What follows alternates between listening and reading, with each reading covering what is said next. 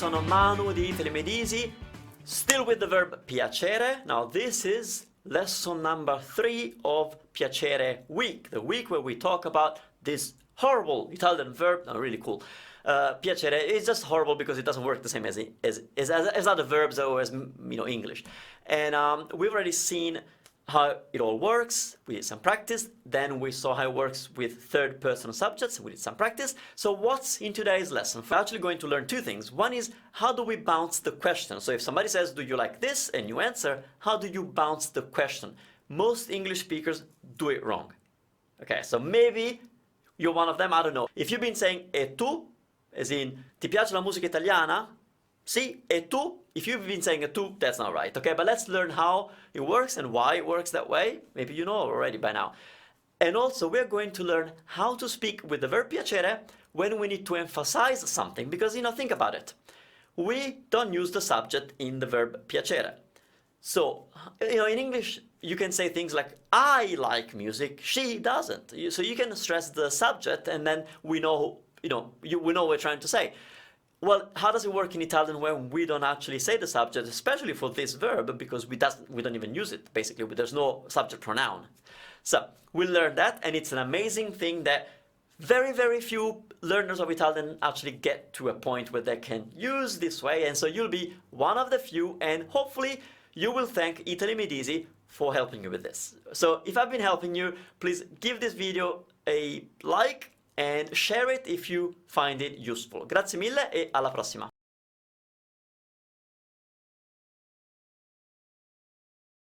In this never-ending journey through the scary aspects of the verb piacere, we now have one more lesson on piacere. Is lezione su piacere numero 3, parte 3, capitolo 3, whatever you want to call it, and it's not as big, but it's a very interesting point. Okay, so let's make this point. Let's think about this. If I say, I like pizza, how about you? Or if I want to say something like, I like pizza, how about you? Do I say, and there's an asterisk meaning that's not how you say, but if you say mi piace la pizza, which now you've learned how to say, mi piace la pizza is I like pizza. So if you say that right, but you want to ask, and you? Now in English you say, and you, right? But in Italian, doesn't work. Why? Why can I not say e tu?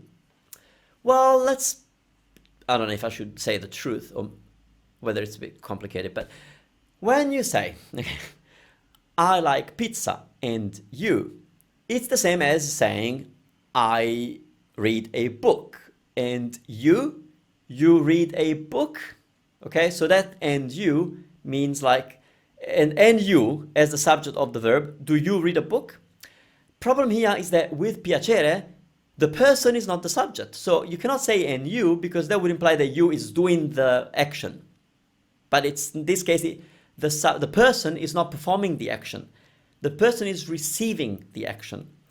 So we cannot say and you or e te because the verb piacere is all about being pleasing to somebody. Is that true? Okay, so let's see. I'll tell you in a second what it is. If I want to say she likes classical music, he doesn't. And I use the standard version that you already know for she likes classical music and he doesn't like it. And I said, le piace la musica classica, which is right, she likes classical music. And then I say, non gli piace, which indeed means he doesn't like it. Guess what? It doesn't work.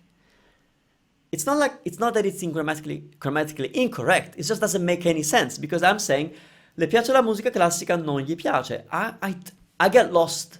There's nothing that stands out. In English, you can say she likes classical music. He doesn't. You can actually stress the she and the he to make them stand out. The problem is that in Italian, we're not saying lei and lui. We're using the pronouns that mean to her and to him, le and gli, but these are weak pronouns. They are pronouns that do not stand out. By definition, they're pronouns that are attached to the verb and they don't really stand out. This is the problem that we are dealing with today, is how do we, in Italian, render the idea or the contrast between, for example, she versus he. You know, she liking music and he not liking it. Or I versus you. You know, how do I make the distinction between, what was the first question? I forgot. I like pizza, how about you? How do I create that contrast in Italian? Well, you're gonna have to hear the pronoun, like in English. In English, you do that. You know, you can say, I like pizza, and you hear it. It stands out. Whereas the pronouns that we've been using so far, the indirect object pronoun, doesn't work, it doesn't stand out. So we need pronomi tonici. Luckily, you know them. Pronomi tonici. These are the pronouns that replace a subject, and they are pronouns that stand out. That means that they don't need to be attached to a verb, they don't have to come before the verb. If anything, they come after the verb, or usually, typically, they're used after a preposition. They're ideal for this situation, aren't they? So here's the revision of them. Me, which means me. Te, which means you. For example, per te, for you. Or a te, to you. Lei, her as the pronoun that stands out. So, per esempio, a lei, to her. A lui, to him. A lei, to you, sir, or to you, ma'am. A noi, to us. A voi, to you guys. And a loro, to them. That's it. So these are the pronouns that we're going to need to create the situation where there needs to be contrast. So, here's back to the sentence. A me piace la pizza. E a te? Now this doesn't make sense usually to English speakers when they haven't understood how piacere works, but it's making sense to you because when I say a me piace la pizza, I'm saying that pizza is pleasing to me. So I do have to say, and to you, is it pleasing? Because piacere is a matter of being pleasing, right? So, a me piace la pizza e a te. So not e tu. E tu would imply that tu is the subject of the verb, and it's not. So e a te and to you is pizza pleasing. So e a te. Here's how we're going to create the contrast between her and him. A lei piace la musica, ma a lui no. A lei, to her, music is pleasing. A lei piace la musica, ma a lui no, but to him not. That's how we are going to do it. Before we had le piace la musica, that le means, it means to her, but it's the passive, fast, unnoticeable pronoun that doesn't stand out.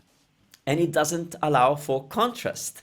If I say le piace la musica, that's because I'm talking about her and I'm describing what she likes and what she doesn't like. And it's all about her. I'm not creating any contrast between her and anybody else. Because I don't need to say she likes music. I'm just saying she likes music. Okay. A te piacciono I dolci e a lui? What does that mean? A te piacciono I dolci e a lui? Well, that means you like sweets. And him? Or how about him? E a lui.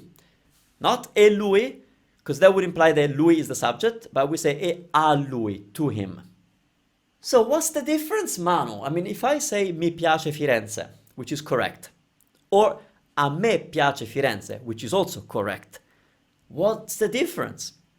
That the first version, that mi piace Firenze, is the standard version of saying I like Florence.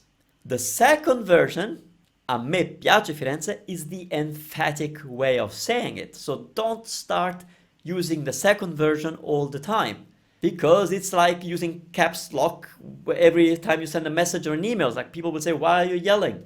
It's the same. Only use the emphatic version when it's needed. So when is it needed? Let me explain.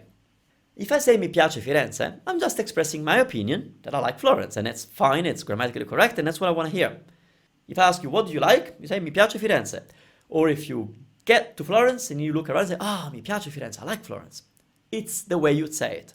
You would say, a me piace Firenze, when there is a different scenario. And the scenario implies that there are other people involved in the conversation, and that one, you might be asking their opinion on Florence very soon or afterwards, or the implication is that you are going to say, I like Florence, I don't know if they do. You're not saying, I don't know if they do, but you're implying it. So when you say, a me piace Firenze, the implication is that I like it. I don't know about you. Like, I don't know whether my traveling partners like it. All I know is that I like it. So, a me piace Firenze is correct when you're trying to create contrast, or when you're about to ask the question to other people. So, if I want to say I like Florence and you, am I going to say mi piace Firenze e a te? Or am I going to say a me piace Firenze e a te? They're both grammatically correct. So there's no real wrong answer. There's the one that works best in the context.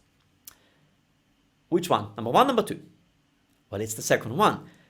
Because when I immediately, after I say something, and I say, how about you? When I make my statement, I kind of imply that I like it.